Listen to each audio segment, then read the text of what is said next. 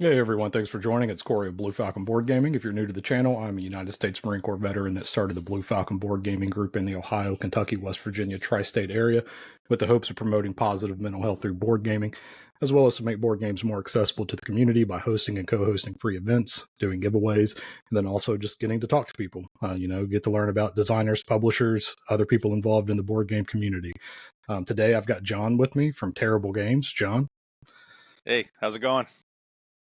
Not too bad. So, who's John? What's a typical day look like for you? Who are you outside of board gaming? Oh, geez, you want to hear about my day?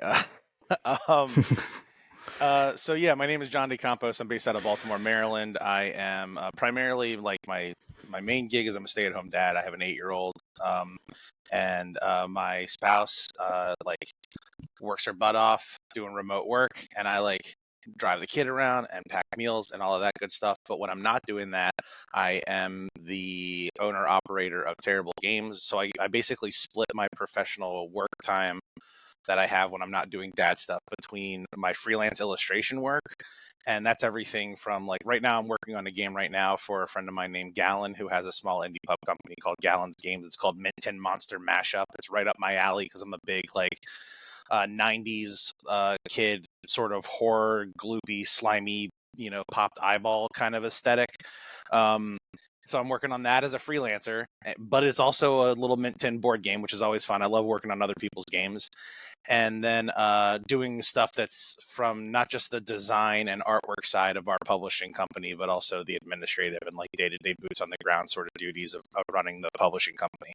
So that's everything from like, yesterday I was approving a timeline for freight shipments for our last Kickstarter that we did a year ago. And I'm, approving e-proof copies of a little blind bag thing we're doing for Token Terrors. We're trying to get ready for PAX and, processing giveaways that I'm talking about doing on TikTok and all that kind of fun stuff. Yeah, so you're from Baltimore, and Yes. I'll give you the chance to redeem the city, I guess, for me. So I was Oh, there. really? Hear me out first. So I was there for some I'm training for listening. my job.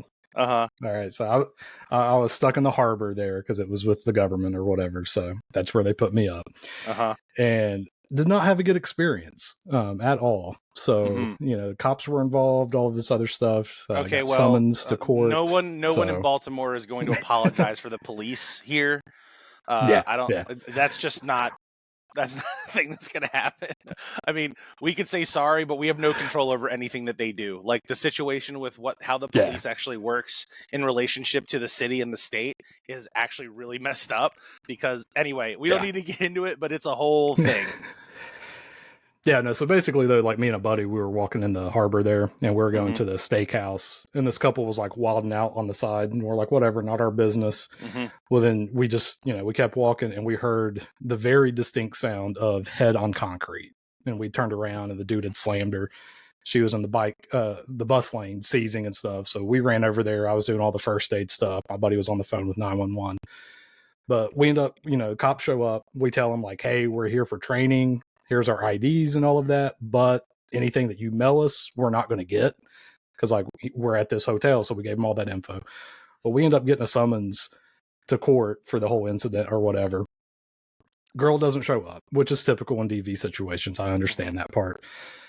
But the state decided to still pursue the charges. So then this is like October timeframe. So we're finishing up in November for our training. Well, we get a summons saying, hey, December 2nd, you have to be up in court. And we're like, hey, we're 10 hours away. Like, we didn't even really see anything. Like, we heard it, but we didn't see anything. And the state prosecutor never got back with us.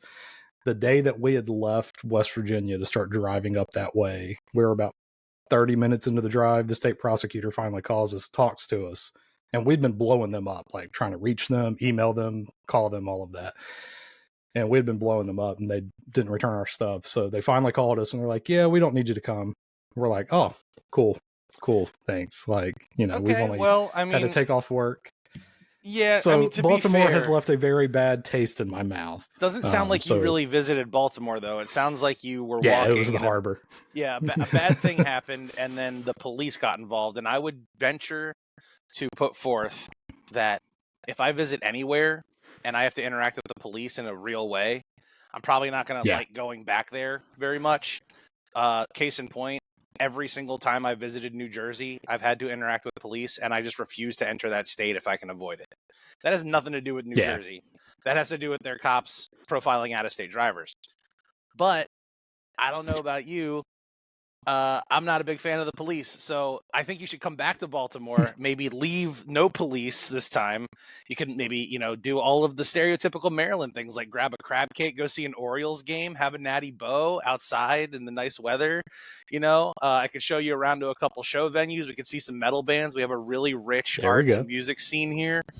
I'm also part of I'm a co-founder and former active member of the Baltimore Rock Opera Society. That is a grassroots 400-person strong volunteer organization of artists, craftspeople, actors, and musicians that put on original rock operas twice a year.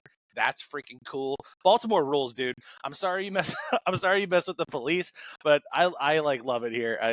That's just my my view as a longtime Baltimorean. I think I've been living here for 20 years now. Jeez Louise. Yeah, plus I don't know how you do with the traffic there, man. We were going to a Brazilian Jiu-Jitsu. Yeah, we were going to a Brazilian Jiu-Jitsu gym, and during the work week, it took us like an hour and 15 minutes to get from the hotel there. Whenever we'd go on a weekend, it was a 10-minute drive. Never go to California. It was just never go to California. So maybe I should preface like I don't like big cities. Okay. I don't like big cities at all. It's an anxiety thing. See, once again, Baltimore doesn't really fit the bill. We're like a medium city at best. Like if New York is a big city and Philly is slightly smaller than that, we're like Philly Junior, barely. It's actually pretty small. That's why we call it Smaltimore. Oh, okay. Okay. It's not a super strong city. It's manageable. Yeah. So how did you get into board games? What was your introduction into mainly, maybe more modern style board games? I think everybody's basically kind of grown up with like Clue, Risk, stuff like that. But what was your transition into like the modern hobby? I mean, in earnest, it wasn't until I thought about designing my own game, honestly. Like I had played Settlers of Catan. I don't know if you were around during this time, but when Settlers first came out, everybody was kind of losing their shit and talking about how great this game was. So I got introduced to it. I played it, and initially, and this feels crazy to say right now, I played Settlers of Catan and was like overwhelmed. I was like, this is way too much. Like there's too much stuff to keep track of. There's so much stuff going on. Now I look at Catan as a fairly simple game now that I'm a little, more familiar with the nuances of the hobby. But I had played a couple board games. I had started playing Magic around 2008 or 2009, and I'd been playing D&D for a number of years before that. So the whole thing with our publishing company is that I had this idea that there should be like a little tiny dice-sized like miniature that doesn't have like an attached base. I just wanted to make a new kind of miniature that would be great for Magic the Gathering. And once we made them, we were looking at them thinking they looked really cool. And I had actually sort of toyed with designing board games with a friend of mine who had gone to Unpub previously that year, and thought, are you familiar with Unpub at all? Yeah, where they do like the unpublished events and stuff, or unpublished games, and it's like you showcase it. Mm-hmm. Yeah, everybody signs up and indie designers bring their little prototypes and you can walk around and play whatever. He went to one of those some years back and he was designing a game and I was like, oh man, that's so cool. You're like designing your own board game. That's sweet. And that kind of opened up my brain to the idea that we could design a game. And then once I started designing a board game and learning about Kickstarter, I had seen in a lot of circles that like you should back a couple projects on Kickstarter before you go onto the platform as a project creator asking for people to send you money. And there's a number of reasons for this. Most notably, you get like an end-to-end experience of what it's like to be both a hobbyist, a buyer, and a supporter of a project. And you also get to deal with all, the stream of messages and updates that come out. And you can sort of see what it's like from the consumer side of things, right? So I started backing projects and our project got delayed. And after a while, like I think I had basically turned into a board game collector of just like indie pub stuff on Kickstarter for about 6 to 8 months before we actually took our first project onto the platform. And, in an effort to just like learn more about creating good games and understanding what a player wants to get out of the experience, both from like the tactile side of having this physical object that is going to offer them something that they can enjoy, but also from the publisher side and like seeing how different publishers do things differently and how they represent different ideas and how they interact with the physical stuff that you get inside the box. Yeah, I became like a huge board game dork. So yeah, that would have been like 7 or 8 years ago when I really started collecting board games and getting into some more complex stuff. And now, you know, I have like a copy of Frostpunk sitting on my chest or on my shelf that I still need to play. And I think recently, like, you know, I brought some friends over and we played Endless Winter. And, you know, I don't know if you played it yet, but, you know, that one I feel like is a little bit more advanced considering it's got like 5 different active mechanics kind of happening at the same time. So yeah, just getting into the industry sort of led me into the hobby, sort of. Gotcha. Yeah. So what keeps you in board games? Like, you know, everyone's got their own reasons for being in the hobby. You know, what's your reason for just staying in the hobby and then even going beyond just being in the hobby, but like making games and stuff too? You know, what drives you with board games? For making board games, you know, I had mentioned earlier when I was, you know, defending Baltimore that I was a co-founder of this arts organization called the Baltimore Rock Opera Society, and largely I had done a lot of music for that group, but I also did some co-writing and like some prop design and things. And something that happens when you're in that collaborative sort of environment, and especially in that one where there's like dozens of people that you need to run stuff by and work together with, you know, we were all working collectively to create a world. And I didn't always have control over the creative choices that happened in those collaborative projects because they were just so huge and sprawling. And one thing that I love about being a board game publisher and creator is that I have complete control over a little tiny world that fits inside of a box. Like, you know, everything, the moment you're presented with the concept, the title of the game, the way that it plays, the way that all the components interact with the mechanisms, and just the whole presentation and the experience that you're sharing with other people. Like, I have all the control over these things, and I like being able to just build a world, which I think is probably why I really like D&D. And like at the early entry point of me playing TTRPGs, I was doing DM duties and like writing stories and doing homebrews and stuff.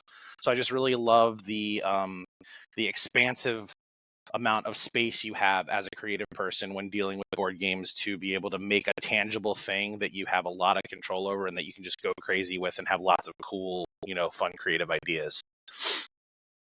Gotcha. Yeah, so I was going to ask one of my main questions last week whenever you had agreed to do the interview, but then somebody asked it on TikTok and you already responded to it. But why the name Terrible Games for your publishing company?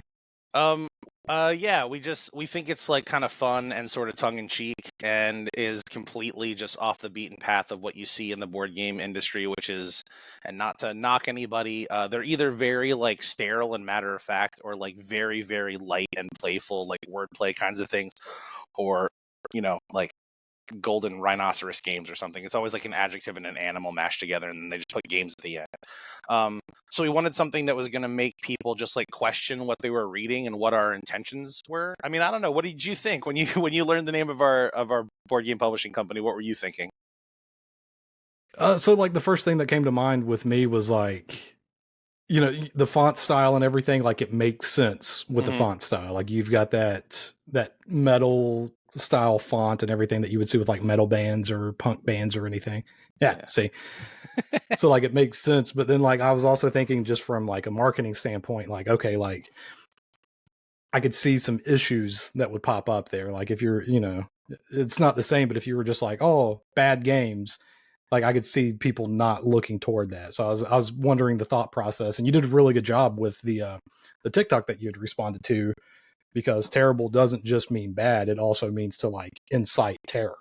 Yeah, like a terrifyingly good game. Yeah, I think really most of it is to just kind of prod somebody and have them read the name of the company and go, well, clearly they don't mean that all their games suck, because no one would ever do that.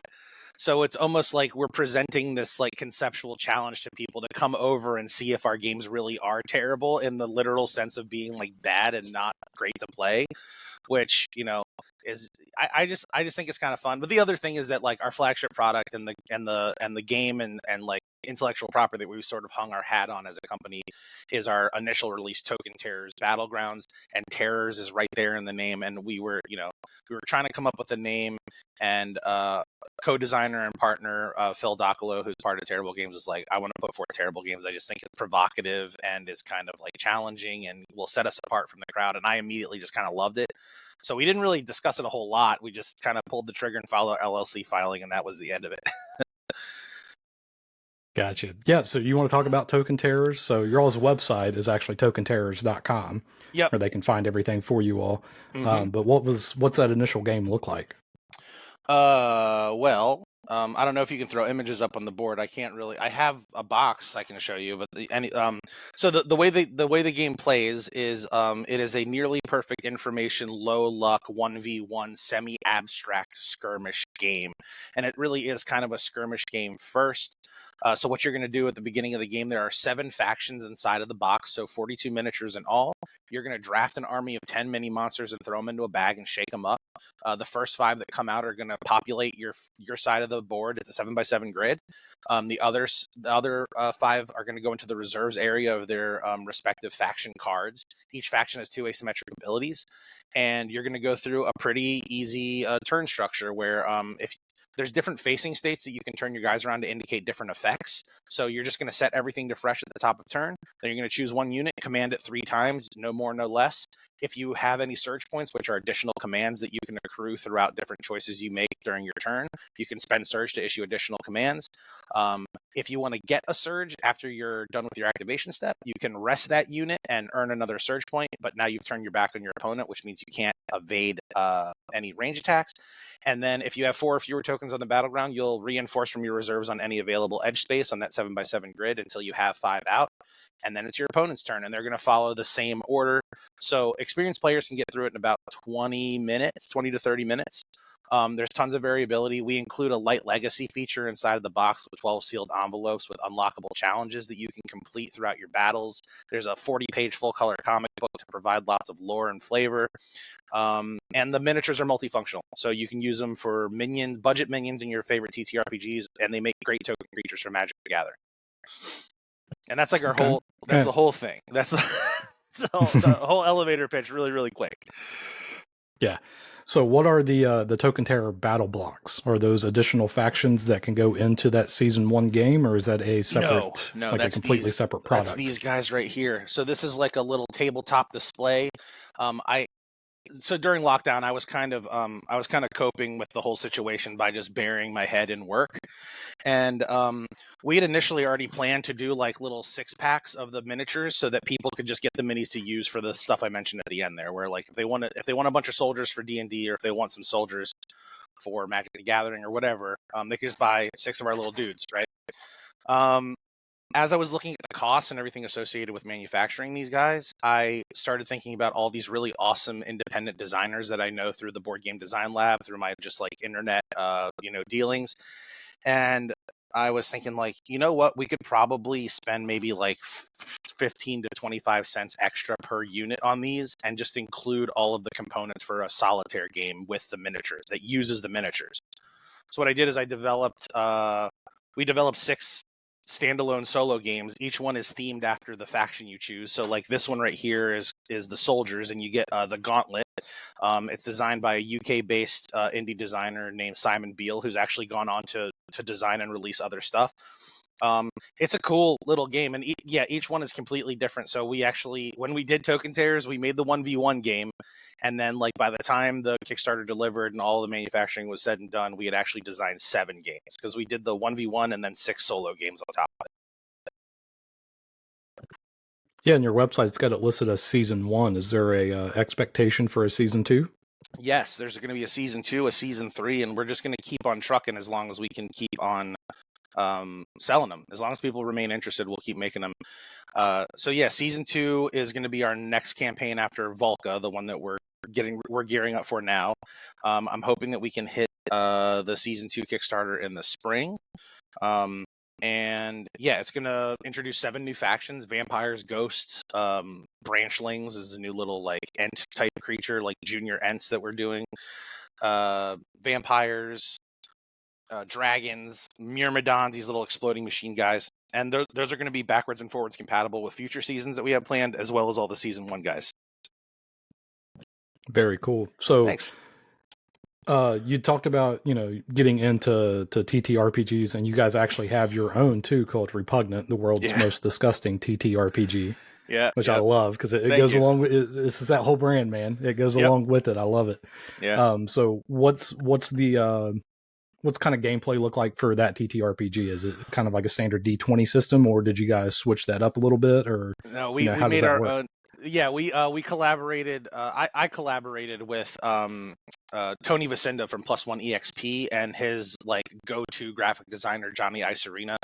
And over the course of like a year and a half, we put together this thing for Zine Quest. It started off as sort of a modest offering, and it kind of exploded into a whole thing. So it's a completely original standalone setting and world with 5 different races and classes for you to mix and match for character creation, over 40 original monsters, a double-sided map, a one-shot in the back of the book, and it uses a completely unique and original system called the D2 Covered in Chit system. So what you do in this game is instead of rolling any kind of dice at all, your character creation is going to determine how many of these triangular 2-sided chits you're going to either flop, fling, or flick onto this determination table called the heap that has a bunch of different symbols and zones sort of marked on it. And the collector, or GM in this case, is going to look at where they land and on what side those 2-sided chits land. And that's going to determine the success and flavor of the task that you're trying to achieve. Awesome. So yeah, you've just flipped TTRPGs on its head too with that system. It sounds like. Yeah, I mean the one thing, and I always mention this every time I talk about Repugnant, is like Repugnant is very much like a very rich, just content dense piece of media that we created, and I absolutely love it. Like there's just a ton of artwork in it. There's a lot of playability in the game, but because of the nature of this business, and because like I can't be the sole champion of Repugnant the RPG and really promote a community around it, it kind of just got birthed into existence. We delivered it to our backers, and now it's just kind of like, it's great to share. People still buy it, but I think about this guy named Brian Shutter who is the creator of this game called Neon Lords of the Toxic Wasteland. And this dude lives and breathes his game. He evangelizes it to people. He's only promoting his RPG, and he has a really robust community of people who play it. I would love to see something like that for Repugnant. But unfortunately, I'm just kind of tied up in the forward motion of trying to continue to have our company be relevant and release new games and that kind of thing. Yeah. So one that I just actually purchased, Black Mold. So I'm super excited for it, man. The artwork is fantastic. I read the description, but what caught me was the hook of your turn lasts as long as you can physically hold your breath. Yeah. And that just goes along with that theme so well of you trying to escape from like this prison asylum type place that's covered in mold, and you don't want to breathe it in. So do you want to talk about that game a little bit? Oh, I love talking about Black Mold. So Black Mold, I just got photos from the factory of everything completed, and we are like 2 or 3 months behind schedule. I was really hoping we were going to deliver this game in October, but it's looking like it's probably going to deliver right around Christmas time, which is kind of weird considering the theme of the game. But yeah, in the game, it's a co-op till it's not a 2 to 5 player escape where your turn lasts as long as you can hold your breath. There is some light hidden roll elements, and yeah, it's supposed to be a very immersive sort of experience. We produced a soundtrack for it as well, which is really excellent. And yeah, the breath holding mechanic has been interesting to see people's reactions, because like I know that at first blush it kind of reads as a gimmick, but what is actually happening in the game is like your turns are very simple. You are going to be rolling dice to search for items so you're going to have a little prisoner meeple that you'll move around from different areas, and you build the underground compound as you explore. So you're revealing area cards and moving on to them. And they have these numerical like checks on them, right? So if you want to move through an area, you're going to reveal cards from your decision deck, and it's this frantic sort of micro puzzle that you're doing under duress while you're depriving your brain of oxygen. So you're making bad choices. You're sort of acting on instinct. And then to search for items, you're going to be rolling survival dice, trying to meet this quantity that's printed on the card. And also, you're just rolling frantically, and you're tracking damage while it's happening. And every time you enter a new room, you'll also be pulling these cards called plot cards that'll either reveal dud cards that are called madness cards that sometimes have hidden messages in them that can help you. You'll get a thrall, which will immediately end your turn, or you'll get a plot, which plots also end your turn, but now there's like an event that happens. So you're going to read a story point and then make decisions. And what we found in playtesting the game and sharing it with people is that it's not a game that you really play to win. It's a game you play to play. It's an experience. And it's all about just creating these really memorable moments that stick with you after the game is over. That when you're like, oh, what'd you guys do last Friday? We played this game, Black Mold. It was crazy. There was this part where I was about to get to the exit, but then this guy on his turn, he like threw a rock at me and it triggered this thing to happen. And then I got robbed by this other player. And then, you know, all these crazy sort of treacherous things happen. And we've really been just like very excited to get it into backers' hands and see what people think about it on a larger scale than just, you know, the media and content people that got their hands on it for the pre-campaign stuff. Yeah, instantly whenever I saw it, I was like, okay, this has a very kind of like Escape the Dark Castle from Themeborn. Sure. It's kind of got that feel to it. The Escape the Night Cage from Smirk and Dagger, like just that horror aspect of it and just chaos of not knowing what's going on. And then like The Last of Us, obviously, with like the mold aspect of it or whatever, and the fungi.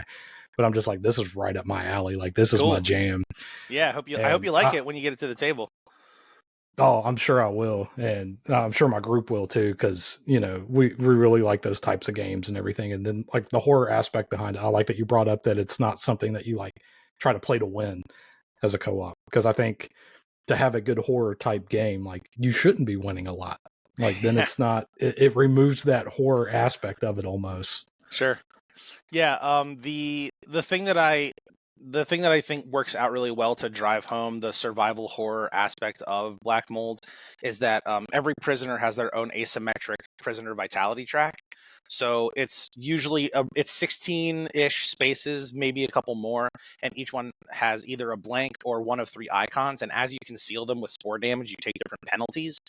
So like you start off at full health, and just by playing the game alone, like your resources start to dwindle, the amount of dice you get to roll, all of these different things start to get affected, whether you're able to craft stuff.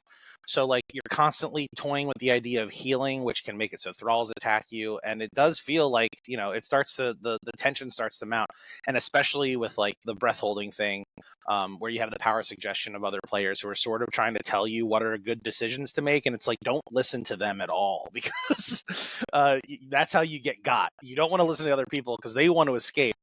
You can work together in the game. It's just kind of tough to do because as people become weaker, they turn into a liability, you know?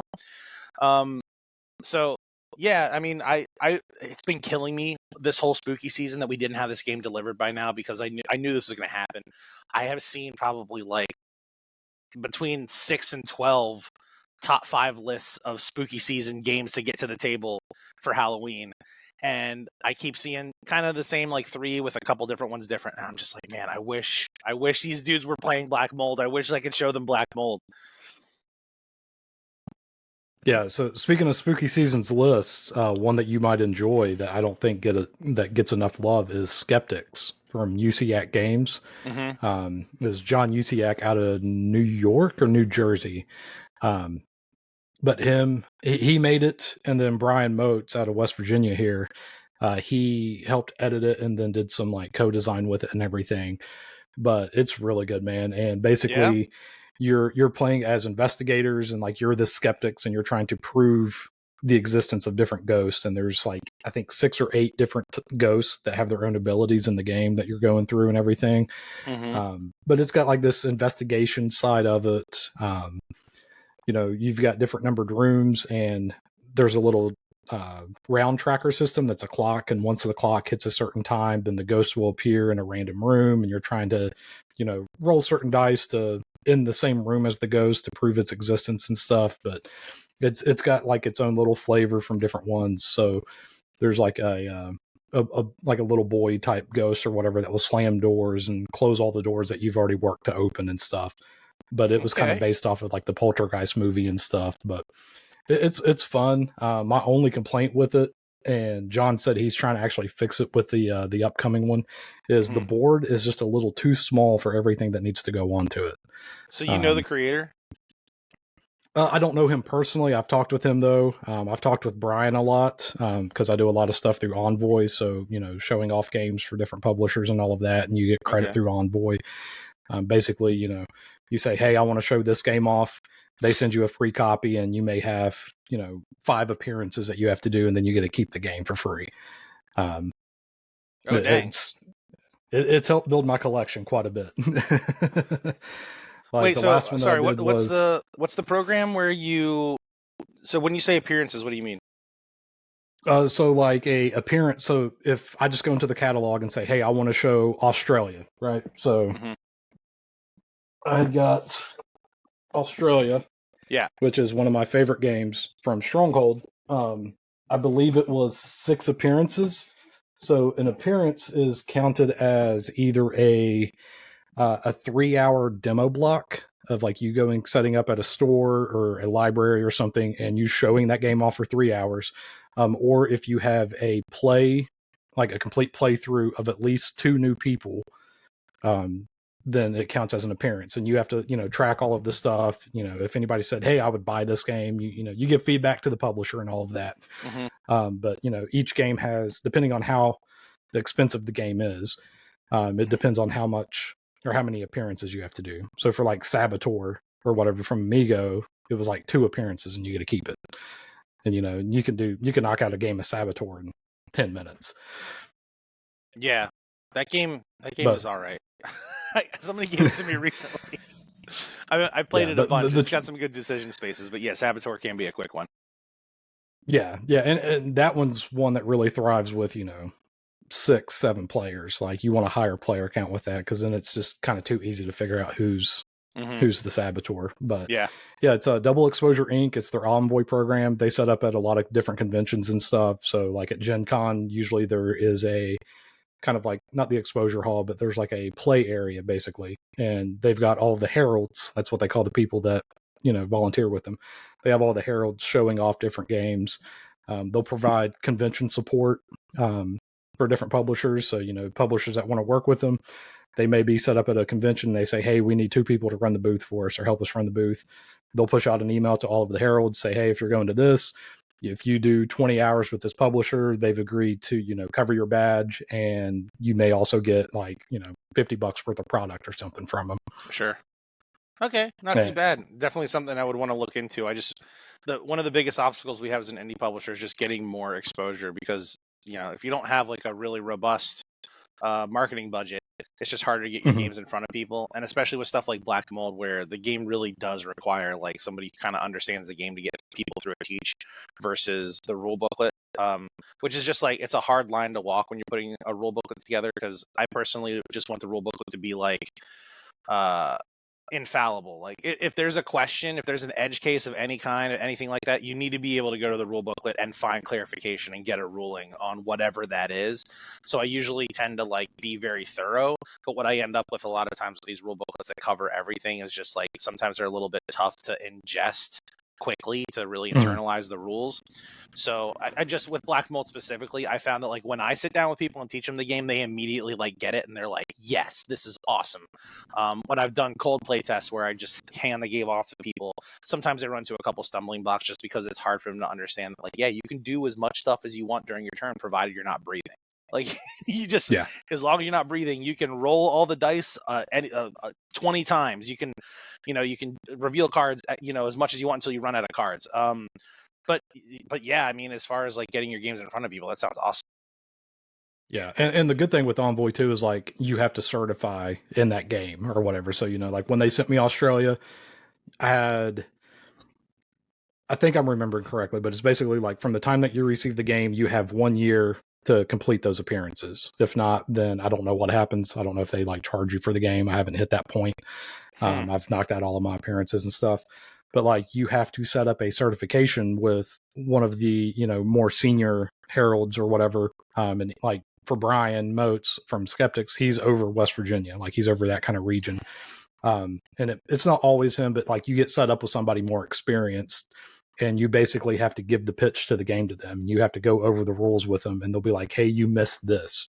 Or, whenever you're explaining this rule, I found that this works a little bit better and stuff. So, they try their best to make sure that the people showing off the games actually know the games to be able to teach it to, a new audience and stuff like that. So I'll shoot you Vinny's email and stuff afterwards. That way, if you want to try to link up with them, I don't know what it looks like from the publisher side, like if they charge the publishers anything or anything like that to be a part of the program, but I'll shoot you his email. That way you can link up with him.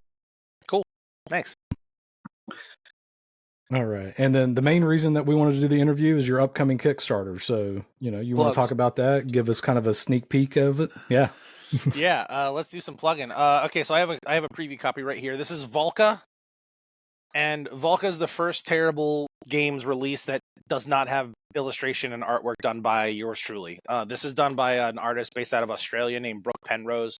Brooke is a very prolific, very monstrous artist who I was just scrolling through Instagram, and I happened to scroll just in my For You feed, I guess. I saw the some card artwork for this game that he had been working on, and I just reached out to him and was like, hey man, I don't know how much knowledge you have on the crowdsourcing space or the board gaming world or publishing board games or what your plans are with this, but I think the artwork is absolutely awesome.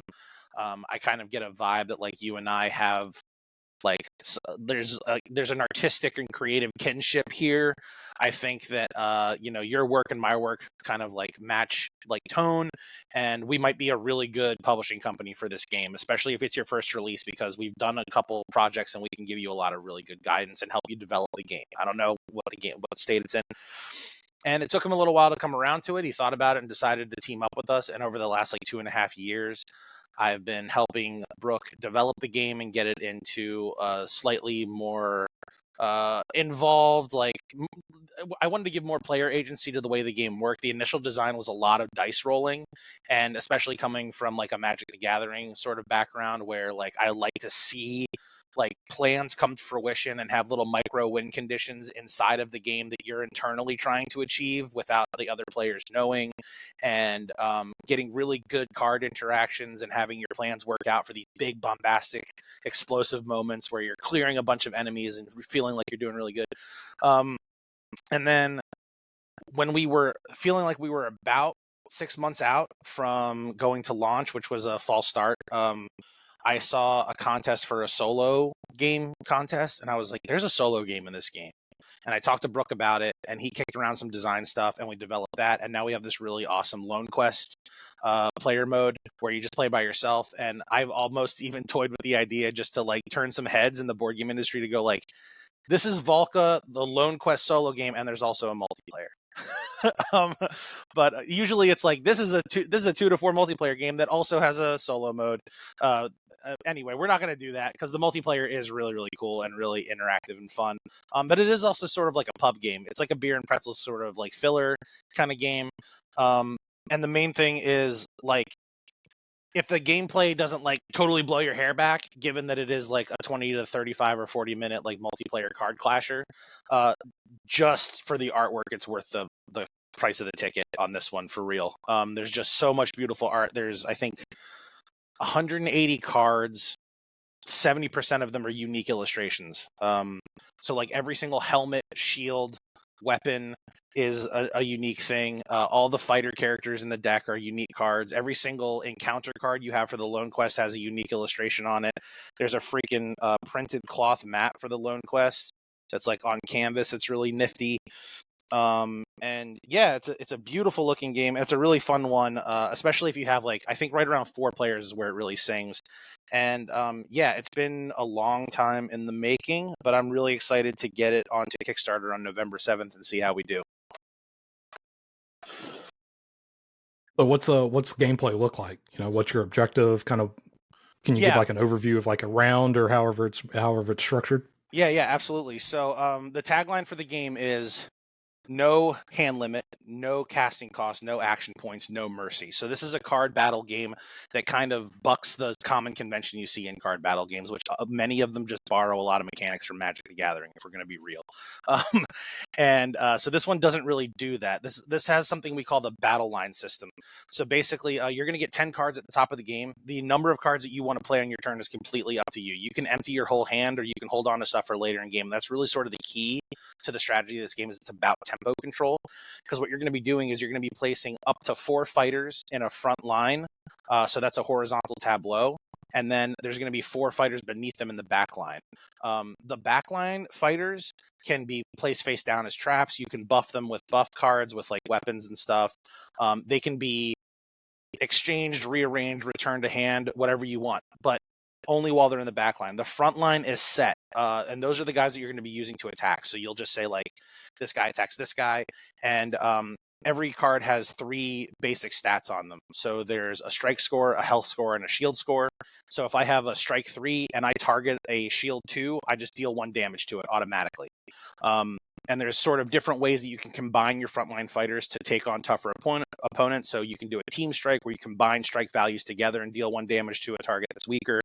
Or you can do a chance strike where you roll dice about it. Or you can do a reckless strike where if a guy only has 1 health, you just automatically deal 1 damage to something, and then that guy dies. And here's the cool thing is there's a light set collection mechanic. So if you have 2 or more backline fighters that are from the same warband, when they enter the front line, and that happens when your previous front line is completely depleted. As soon as your front line gets destroyed by your opponents, your back line automatically moves in. When they move in, they're going to activate their warband boon ability. And these are like game-breaking special abilities that are asymmetric to each warband. So, for example, the barbarians, if I enter the front line with 3 barbarians in my front line, every time I would deal 1 damage to an opponent, I deal 2 damage because I'm doing Berserker Barrage now.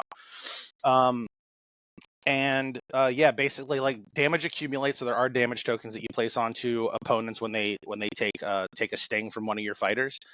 And the win condition is there's 2 styles of play.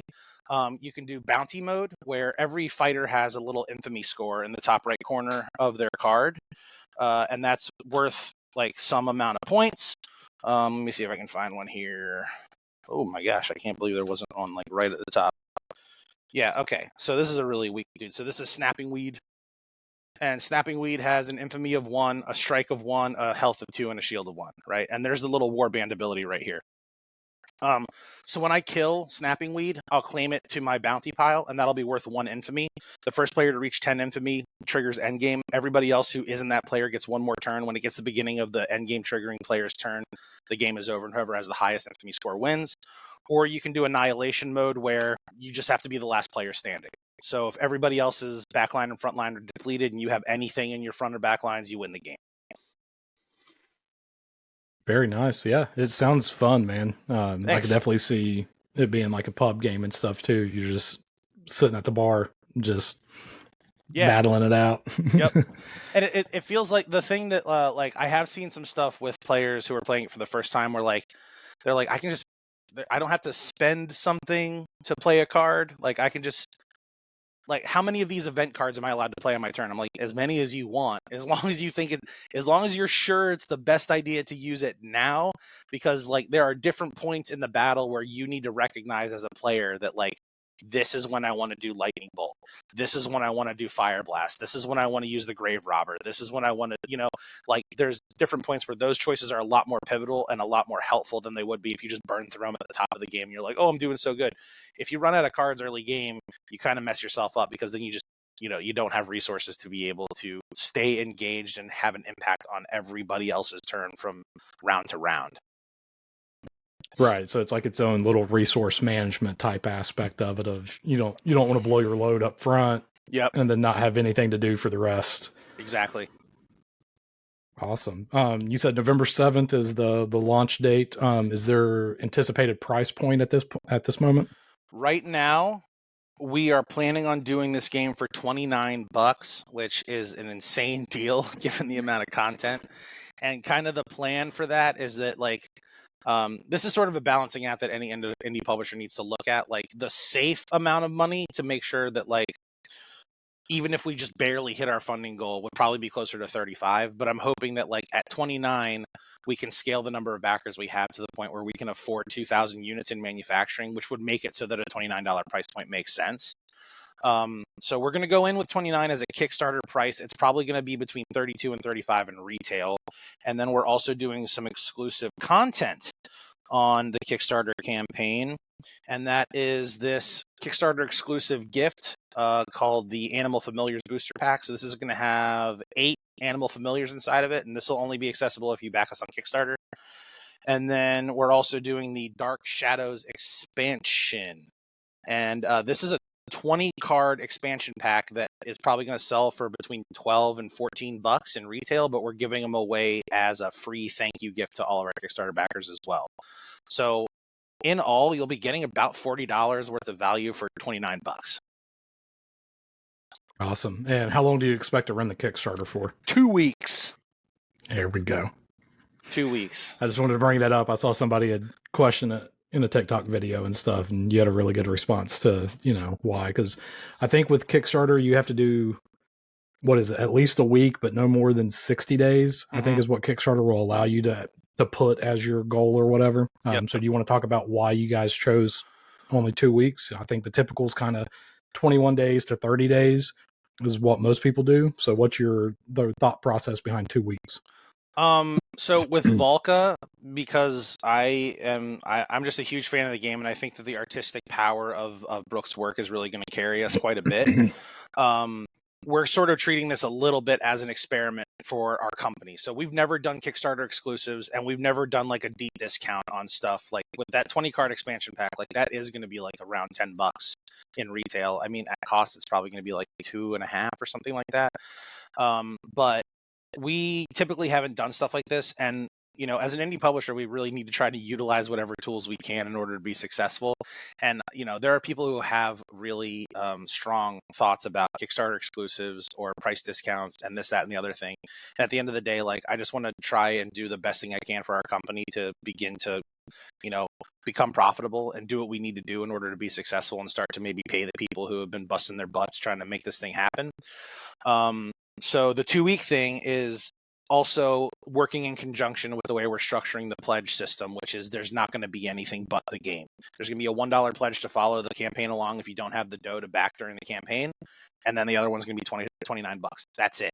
There's not going to be a taster's menu of 9 different pledge rewards. The add-ons for the add-ons, we're doing an audio cassette copy of the soundtrack, and we're doing downloadable STL files of some miniatures of characters from the game. It's going to be very tight. And the 2 week process is about maintaining my mental health and also doing a really quick turnaround on this game. Because first of all, if anybody who has not run a Kickstarter campaign as an indie publisher or done a project that has a lot of stakes, like this one, I think we're going to be asking for around 14.5 in funding. Every day that you're engaged in that campaign, it's just hard. It's just really hard. Even if you're fully funded, you just still feel like you're sort of treading water, trying to figure out how to make this thing as successful as possible. You're reaching out to other creators, you're trying to get ads to optimize, you're just doing all this stuff because you have this one shot. And I think my behavior is going to be the same whether we run it for 30 days or 2 weeks, and I'd rather just do it for 2 weeks. It's just really hard to do for a month or 25 days. The other thing is, like, I want to drive urgency is the other thing. Like, at $29 for what you're getting in this box, to me, this is a no-brainer. Like, if you're not financially struggling, if you're cruising Kickstarter looking for stuff to back, then this is like a very easy purchase because it's absolutely worth the cost that we're asking at this rate. And I'm hoping that, like, people see that, number one, it's a discounted price point. There's a bunch of exclusives, and it's only running for 2 weeks. So when they land on that page, the idea here is for them to be like, these factors are informing my decision right now that I need to back this thing right now. Like, I need to back it right now because the window is small, the price point is good, and the exclusives are awesome. Yeah, and I got the Kickstarter page pulled up right now, and you've got 361 that are following it so far. So if you haven't used Kickstarter before, I'll have the link in the description or whatever, but you can go to projects, and if they haven't launched yet, you can save them. And whenever they do kick, you'll get an email from Kickstarter saying, hey, this project is live now. That way, if you're for this game or any other game, if you're just like, hey, this seems interesting, you can just hit follow. And once it goes live, you'll get the notification to remind you. Yeah. You actually just reminded me of something, and maybe I was thinking about this earlier today, and let me get your opinion on it as a hobbyist and a backer of Kickstarter projects. Okay, so um, I'm thinking it's probably going to happen, but we got reached out to by a content creator named Witty Goblin, who has an audience on YouTube, does a Twitch stream, and she's a miniatures painter, but she's been reviewing board games recently. She does really, really great content. And she reached out to us, just like, I love the artwork to this game. I had a blast playing it. It's been so much fun. And I just want to throw something out there to you. What if I got a VÁLKA tattoo as a stretch goal? And I was like, this is unconventional and a little bit weird, but I sort of love it. I'm not really sure exactly how we're going to execute on this, but I love the idea, and I love that you brought it to us. So maybe she just emailed me last night and was like, what do you think we're going to do? Like, what's the qualifier for me to get this tattoo? And Brooke is going to do original artwork of her favorite character from the game, and she wants to get this tat, and we're going to work out all that stuff later. But like, from a backer's perspective, I'm not sure if I totally see like what they have to gain from her doing this. Other than that, it's kind of fun and like neat that she's getting she's being permanently marked with, you know, artwork from the board game's creator. But maybe the goal we're trying to reach is a backer count for the follower page. Maybe we're just like, hey, if we hit 500 followers on the page before launch, this content creator and friend of the game will get a tattoo. I don't know. What do you think? You have a lot of tattoos, right? Oh yeah, I've got a few. Yeah. Like there's a few on here, which I've got the Shy Guy. Okay. On the back of the arm here from SCP and all of that. So yeah, I've got a few. So yeah, I would definitely make it some sort of like social media goal type thing. So like you said, like, 500 followers on the Kickstarter page before it launches, or, the Terrible Games Instagram or TikTok page or whatever hits a certain number before launch or before the end of the session. I think there's something about people that's like, we can make this happen. Like, we can, do some sort of permanent change to this person. I know the Dice Tower did something similar to where with one of their Kickstarters one year, if they hit a certain number of backers, or it was either backers or money, then like Tom would get a tattoo, which Tom had no tattoos at the time. So that was kind of like a thing that really drove people, it seemed like, because it's like, hey, we want to get this, this plain skinned tattooed up. Yeah. So like if she's already got like a ton of tattoos, then it may not be as much as, something like with Tom, who had no tattoos at all. She does have some. She does. But I think you're absolutely right that like making it a social stretch goal makes a lot more sense to me than having it be a monetary one, because the monetary one, at least for me, from the backer's perspective, I'm like, if it's about money, then I better see that money in the box. Like when I receive my reward, whatever this stretch goal is, if you guys want to hit 50K on this, if you hit 50K, especially since I understand, what happens behind the scenes, I know that like, yeah, they hit 50K, their asking cost was 12.5. That means that they have almost quadrupled what they asked for. And that also means that they're going to scale costs on the number of units they're manufacturing, which means all of their per unit costs are going down. And that means there's more money left in margin for them to either invest in the quality of the components or do something special for the game, or it's just money in the pockets of these guys, which is also totally okay. I think I'm going to put that as a stretch goal in our campaign, where I'm going to say, hey, here's a stretch goal for you. If we hit $40,000, I actually get paid for once. Wouldn't that be cool? That would be really cool if I got paid. Right. Like I can pay my light bill. Yeah. Well, I mean, I don't want to, it's not anything like that, but like, I've been, we've been in the business for 2 or 3 years, and every small business, it takes like 5 years to figure out whether you're going to pass or fail. Right. And right now we're just not profitable, and that's okay. I still have a lot of passion for the work, and I love what we're doing. And I'm hoping things are going to change slightly, and maybe we'll get a little bit more on the map as far as like our presence in the hobby once Black Mold is unleashed onto the world and starts infecting everybody's game table. But I mean, I think I did see something kind of like that on a campaign where they were just like, we're not doing stretch goals, but if we make this much money, then me, the illustrator, and the editor each can get a paycheck, which would be great, because we've been working on this game for 2 years on sweat, and we haven't paid ourselves anything. So if you guys believe in what we're doing, help us get to this stretch goal so that we can cut ourselves a check. Oh yeah. Yeah. And like you said, that's completely okay. And I completely get that too, because where I'm working on my own right now, I have spent so much money, just doing the interviews, You know, I've got a camera, microphone, lights, brand new laptop to support it, and everything. Sure. Like that's all came out of my pocket. Like, and I'm making no money off of it.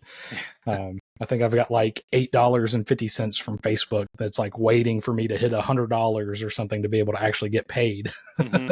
Yeah. So it's like, no, I get it. All right, so we are way over time on what I told you I shoot for, which I'm okay with. I just try to be respectful of your time. No, we're good. I got some more time. But we've got Family Feud. All right. And current champion is Jason from Champion Faction. His YouTube channel is all about Stonemaier games, but then his Instagram, he posts different things. But he had came up with 311 for his score. So he had dethroned Matt from Envy Born Games and is our current champion. So let me get my calculator pulled up here. All right. Losing my headphones here. All right, so name name the most useful body part that begins with the letter L. Legs. Okay. Name a word that starts with temp. So TEMP. Temperature. Okay. Name a reason that you might put your finger in your mouth.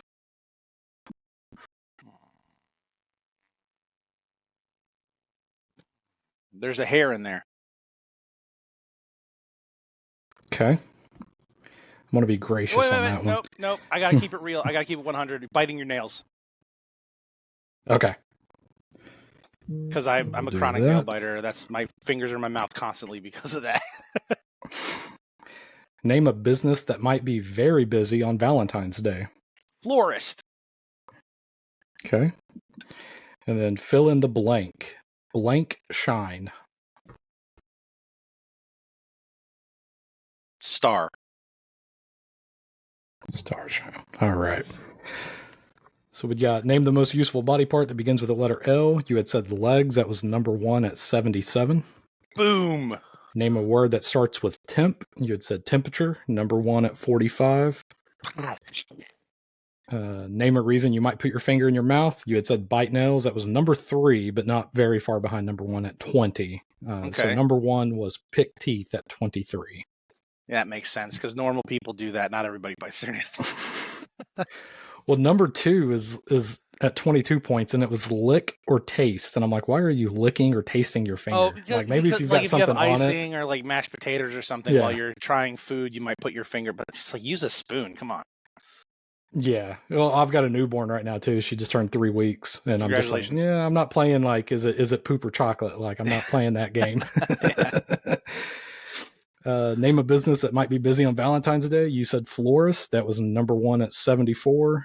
And then fill in the blank shine. You had said star, which is not on here. Sunshine was 65. Yeah. Which I guess technically the sun's a star, but. Well, as far as like the wording, dang. Yeah. I thought the other ones were all ones. I thought I was going to take it. I should have thought about shine a little bit more. Yeah, so you came up close. You're at 216. But Champion Faction is still the champion at the moment.